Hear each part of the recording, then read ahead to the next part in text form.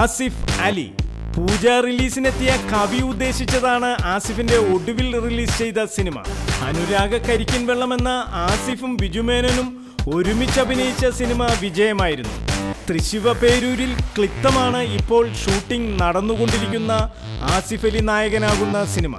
അപർണ ബാലമുരളിയാണ് ആസിഫ് അലിയുടെ നായിക. ചെമ്പൻ വിനോദും ഒരു പ്രധാന കഥാപാത്രമായി ഈ സിനിമയിൽ എത്തുന്നു. ലാലിന്റെ മകൻ ജീൻ പോൾ ലാൽ ജൂനിയർ സംവിധാനം ചെയ്യുന്ന ഹണീബിയുടെ രണ്ടാം ഭാഗത്തിലും ആസിഫ് അലിയാണ് നായകൻ. ഈ സിനിമയുടെ ഷൂട്ടിംഗ് തുടങ്ങിക്കഴിഞ്ഞു. ഭാവനയാണ് നായിക. ശ്രീനിവാസൻ ഈ സിനിമയിൽ മറ്റൊരു പ്രധാന കഥാപാത്രത്തെ അവതരിപ്പിക്കും. എറണാകുളവും ഗോവയുമാണ് ലൊക്കേഷൻസ്. മലയാള സിനിമയിലെ നായകനിരയുടെ പുത്തൻ സിനിമകൾ ഇവിടെ തീരുന്നില്ല. പുതിയ പുതിയ കഥകളും കഥാപാത്രങ്ങളും സിനിമകളും സംവിധായകരുടെ മേൽനോട്ടത്തിൽ കഥാകൃത്തുക്കളുടെ തൂലികയിൽ രൂപം പ്രാപിച്ചുകൊണ്ടിരിക്കുന്നു.